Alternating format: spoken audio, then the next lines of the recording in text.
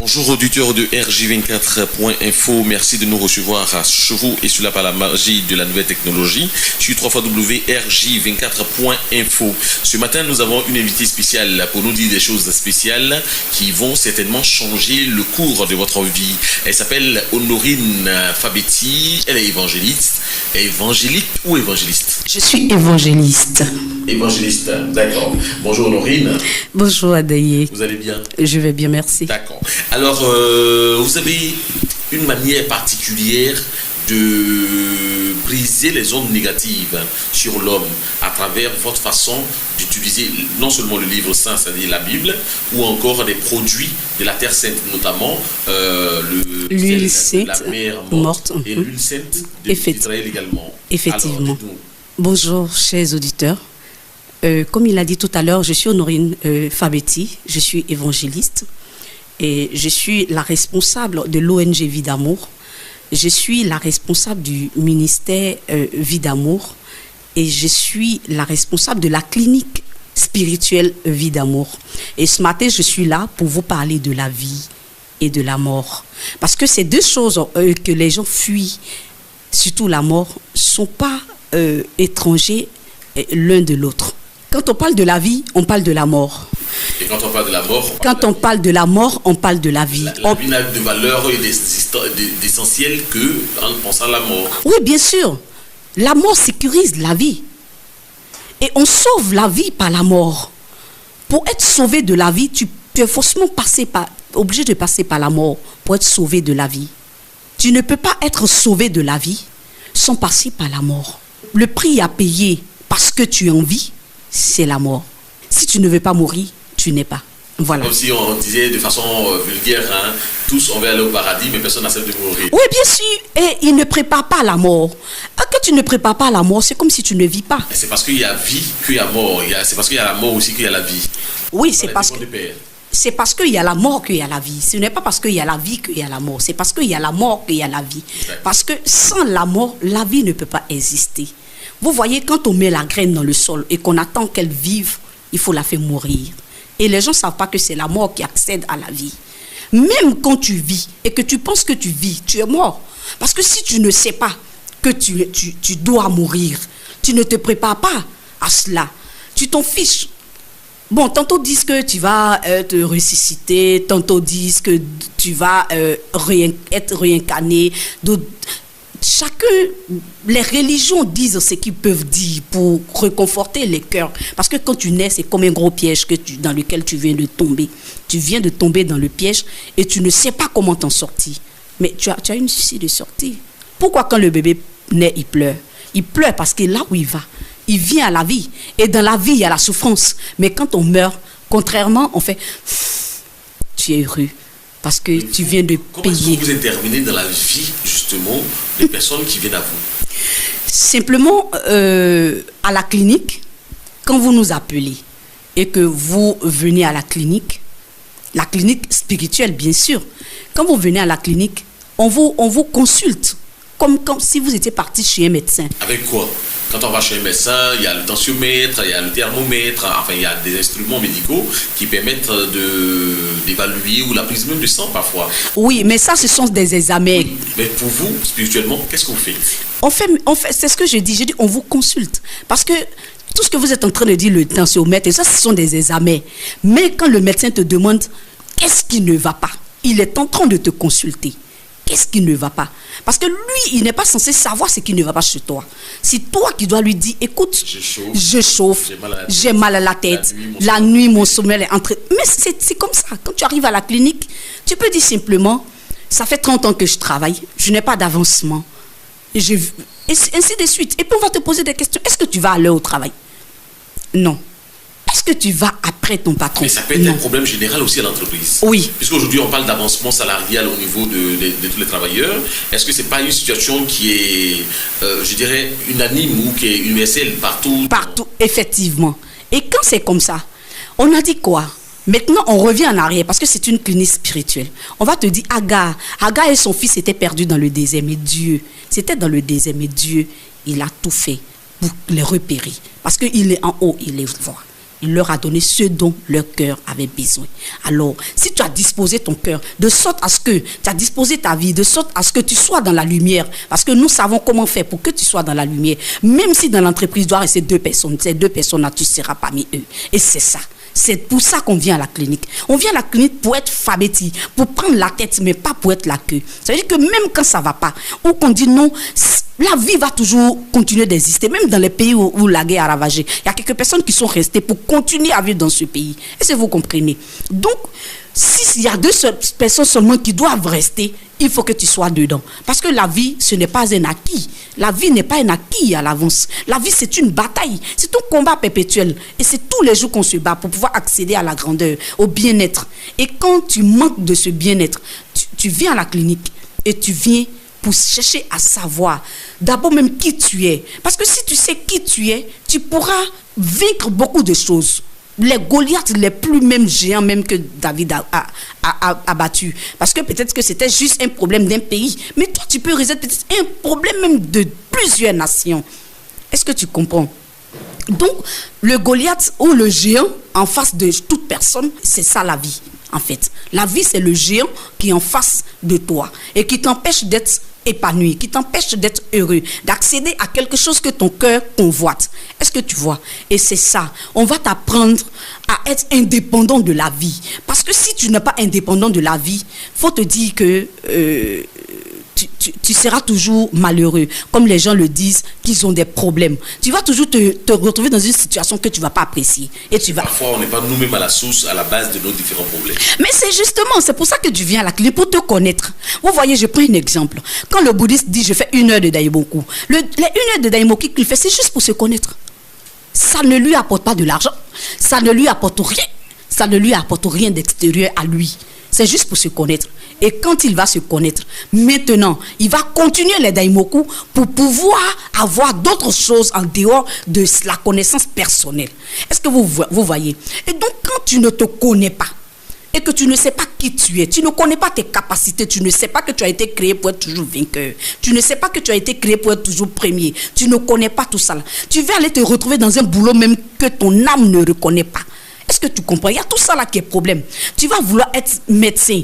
Pourtant, ton âme n'est pas médecin. Ton âme ne reconnaît pas. Mais est-ce qu'aujourd'hui, avec toutes les crises qu'on traverse sur le continent africain, est-ce qu'aujourd'hui, les Africains choisissent un métier qu'ils aiment ou ils choisissent un métier par défaut? Parce que bon, on est là... Oui, par nécessité. Par nécessité. Mais si tu viens à la clinique, si tu te connais, tu sauras comment faire pour pouvoir aller vers... là où ton âme se trouve. Alors, je précise que la clinique, c'est une clinique spirituelle. Une clinique médicale. Oui, c'est une clinique spirituelle. Et quand tu viens à la clinique, on te permet de te connaître, de savoir même que la maison que tu habites, peut-être que même, c'est même pas là que tu dois habiter. Est-ce que tu vois? On va t'apprendre à te connaître. D'abord même à mettre un mur de béton autour de ta vie, sécuriser ta vie personnelle. Alors, on va vous donner un exemple, un cas pratique. Quelqu'un qui arrive chez vous, vous l'emmenez à se connaître et qu'est-ce que vous faites ensuite? D'accord. On l'emmène à se connaître. D'abord, même après la consultation, on va lui dire, bon, voilà ceci, il faut faire comme ça, il faut faire comme ça, il faut faire comme ça. Déjà, on a lui fait... D'accord.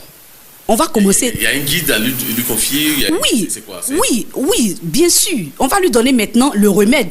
Parce que quand il va dire j'ai mal à la tête, j'ai mal au ventre, il est venu chez le médecin. C'est vrai que nous, le médecin n'est pas pharmacien, mais chez nous, on a notre pharmacie sur place. Donc, on va lui donner ce qu'il faut. C'est-à-dire d'abord, avant de se connaître, il faut qu'il accepte qu'il est pécheur. Parce qu'il y a des gens qui oublient que le fait de naître simplement, c'est pourquoi les bébés meurent. Parce que si tu n'étais pas pécheur à la naissance, tu n'allais pas mourir.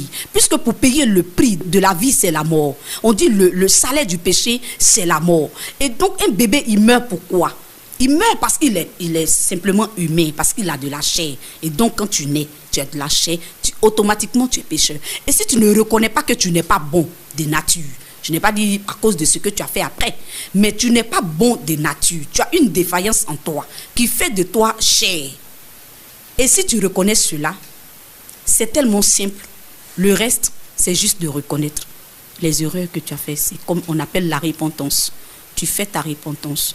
Et avant de faire la repentance, tu prends une feuille blanche dans la discrétion. Tu vas t'asseoir quelque part, dans la clinique, seul. On te donne le temps qu'il faut, même une journée. tout ce que tu as fait depuis que tu es petit, depuis que tu es conscient, le mal que tu as fait aux gens. Parce que l'ensemble de tout ça là, autour de toi, l'onction est mauvaise. On peut dire, les bouddhistes disent, les ondes que tu émets sont mauvaises. Et quand c'est comme ça t'emmène dans les ténèbres. Mais parfois on n'a pas envie de tout dire, même quand on va...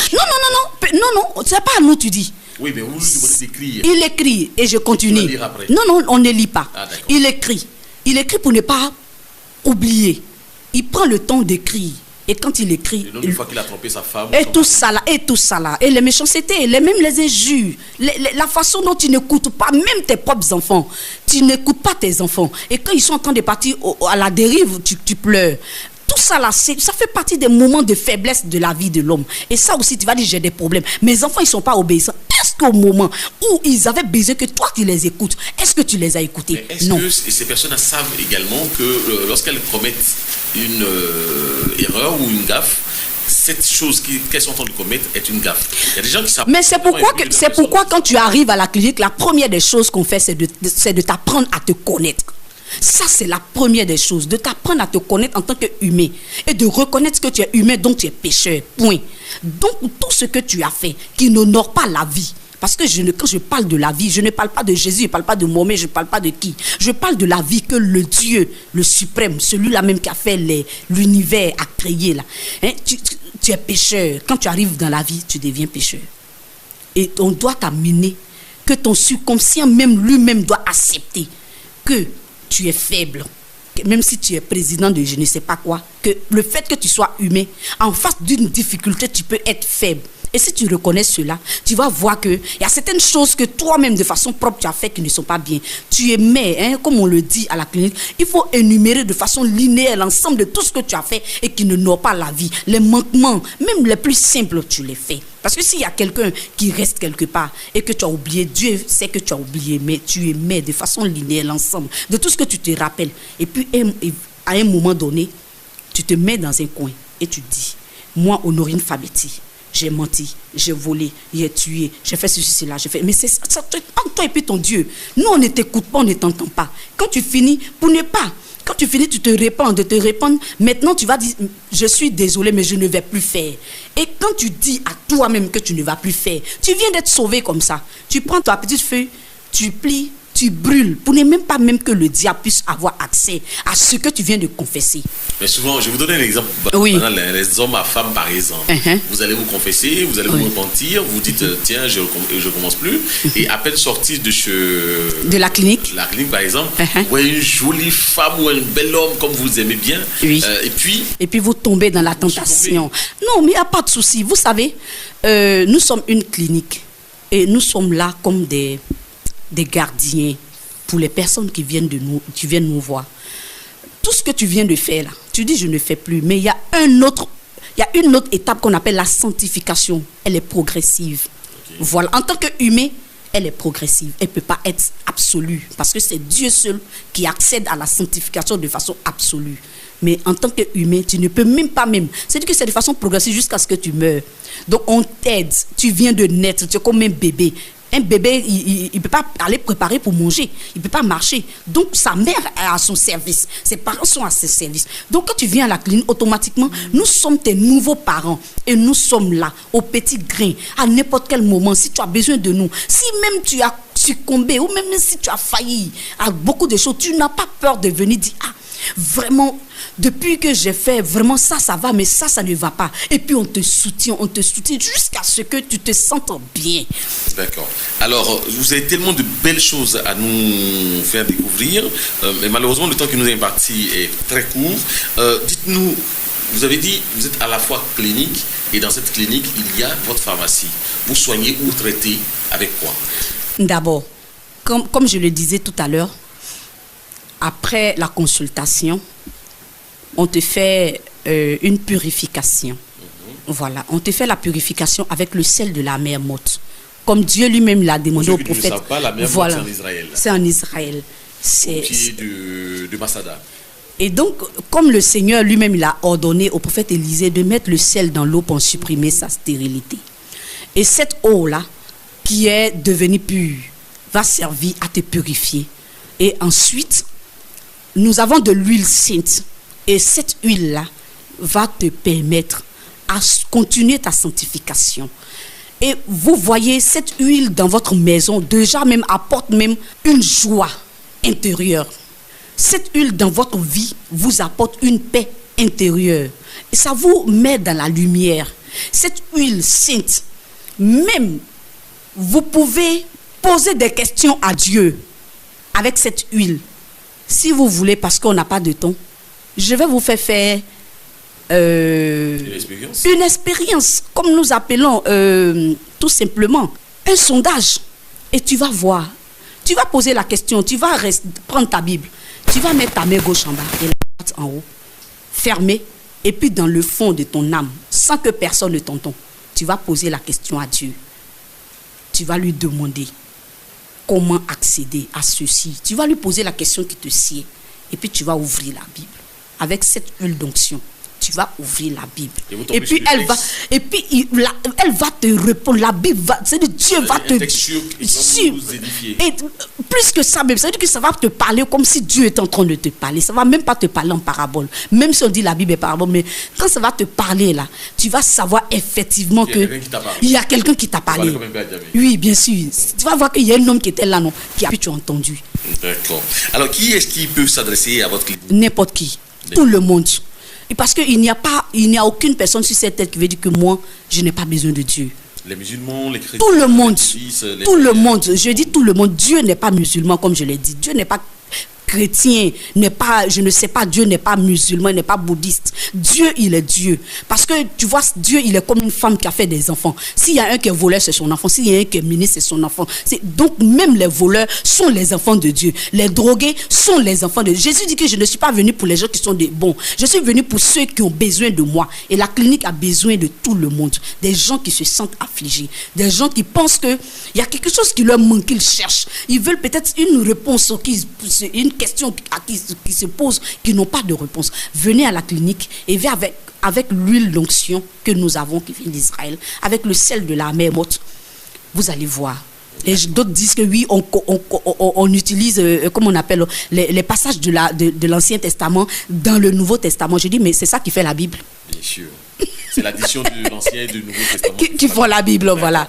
Alors, je suis convaincu que plus d'une personne qui nous écoute actuellement se disent « Ah, mais tiens, qu'à se dépêcher de nous donner le numéro de téléphone. » Alors, comment vous joindre? D'accord, nous sommes au 40 96 49 38. On va reprendre. 40 96 49 38. Nous sommes à Cocody, Abidjan, Côte d'Ivoire.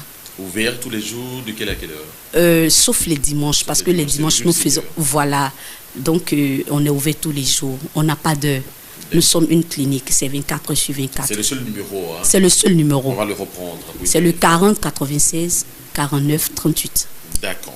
Alors, merci beaucoup, on va dire l'évangéliste. Oui, évangéliste Honorine Fabiti. Merci d'être venu à ce temps d'antenne, nous expliquer, nous édifier sur ce que c'est votre clinique de la vie et de la mort, et avec les produits qui vont avec, notamment l'huile sainte d'Israël, et puis le sel de la mer morte, qui vient aussi d'Israël aussi. De la Terre Sainte. C'est un bon site à voir, quand même, la mer morte. Effectivement. Moi, j'ai eu la chance plusieurs fois. Tu as vu ça? Oui. Et même l'huile d'Israël aussi. Tu as vu ça. Voilà. C'est une grâce. Donc, vraiment, c'est une grâce. En tout cas, merci d'être passé. On vous souhaite à vous et à tous ceux et toutes celles qui travaillent avec vous plein succès à vos activités pour que vous puissiez guérir plus d'une âme. Amen. Allez, merci beaucoup et à très bientôt. Merci. Allez, auditeurs de RJ24, c'est ici que nous nous arrêtons pour ce numéro de l'invité de la semaine. Et on vous souhaite à vous aussi une excellente journée. Et puis, si vous êtes au travail, bon boulot et à très vite.